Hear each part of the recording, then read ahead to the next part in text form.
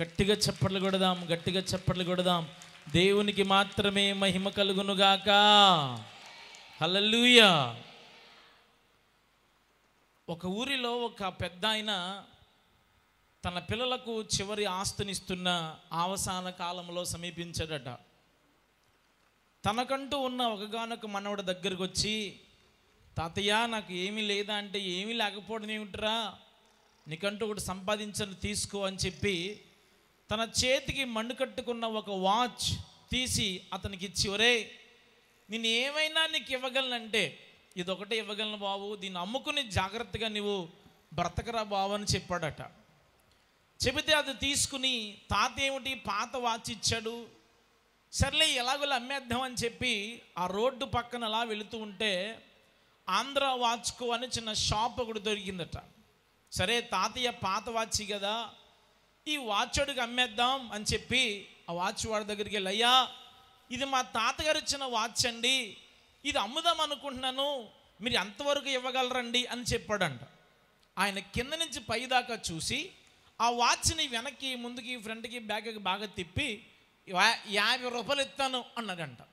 తాతని ముందే అనుకున్నాను ఏదో ఫిట్టింగ్ ఎడతావని, అందరికీ అన్ని రకాల ఆస్తులు ఇచ్చిన చిన్న వాచ్ ఇచ్చావు, ఈడేమో 50 రూపాయలు అంటున్నాడు, నన్ను ఏం చేయమంటుందో తాత 50 రూపాయలు తన బాధతో ఇంటికి వెళ్ళిపోడట. ఇంటికి వెళ్ళిపోయిన కొద్ది రోజులకి మరలా ఏదో పని మీద వెళ్తూ ఉంటే టైటాన్ వారి షాప్ అక్కడ ఒకటి ఉందట.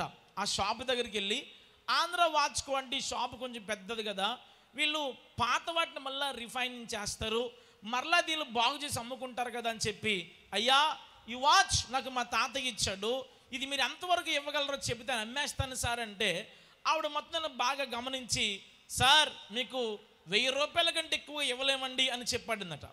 ముందు ఆయన ఎంత అని చెప్పాడు, 50 రూపాయలు. రెండోవాడు ఏం చెప్పాడు, 1000 రూపాయలు చెప్పాడు.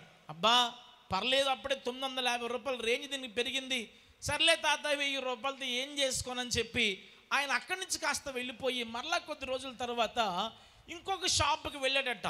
వారు 2000 రూపాయలు ఇస్తానన్నారు. ఇదేదో బాగుంది, ముందోడు 50 అన్నాడు, తర్వాత ఏమో 1000 అన్నాడు, ఆ తర్వాత 2000 అంటున్నాడు అని చెప్పి ఆ రోజునే అక్కడ పురావస్తు శాఖ వారు పాత వస్తువుల గురించి ఏదో అడ్వర్టైజ్మెంట్ ఇస్తే, అరే చెప్పకపోవడం ఏమిటి, మన దగ్గర పాత సామాను ఒకటి ఉంది కదా వాళ్ళకి అమ్మేద్దాం అని చెప్పి అక్కడికి వెళ్ళి, అయ్యా ఇది మా తాతగారు మాకు ఇచ్చాడండి, ఇది మీరు ఎంతవరకు ఇవ్వగలరు సార్ అని ఇస్తే అరగంట కూర్చోబెట్టి వారు చెప్పారట, 10 కోట్ల రూపాయలు ఇస్తాను అని చెప్పారంట.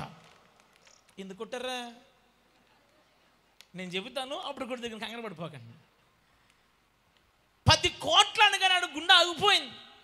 ఇది ఎక్కడ గొడవ, ఆంధ్ర వాచ్కోడేమో 50 రూపాయలు అన్నాడు, తర్వాత వాడేమో 1000 రూపాయలు అన్నాడు, ఆ తర్వాత వాడు 2000 అన్నాడు.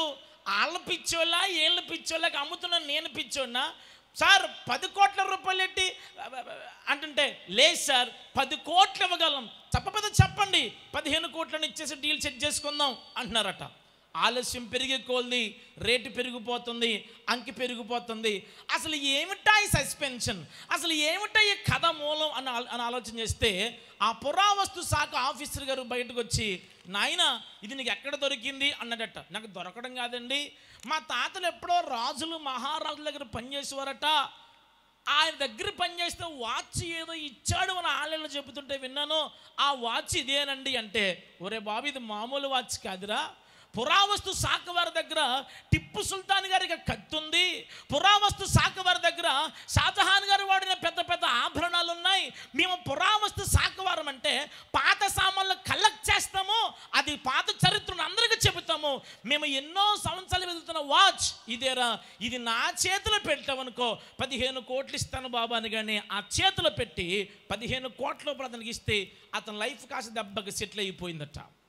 నేను ఎందుకు ఈ మాట చెప్పడానికి ప్రయత్నిస్తున్నానంటే, ఆ వస్తువు ఉండాల్సింది దాని విలువ తెలియని మనవడి చేతిలో, సమాధానం చెప్పాలి, దాని విలువ తెలియని మనవడి చేతిలో కాదు, ఆంధ్ర వాచ్కో కంపెనీ వాడి దగ్గర కాదు, మరి ఎక్కడ ఉండాలి, ఆ పాత షోరూముల దగ్గర కాదు, మరి ఎక్కడ ఉండాలి చెప్పనా, పురావస్తు శాఖ దగ్గర ఉన్నప్పుడు మాత్రమే దానికి విలువ కలుగుతున్నట్లుగా ఏ వస్తువు ఎక్కడ ఉండాలో అప్పుడే దానికి విలువ.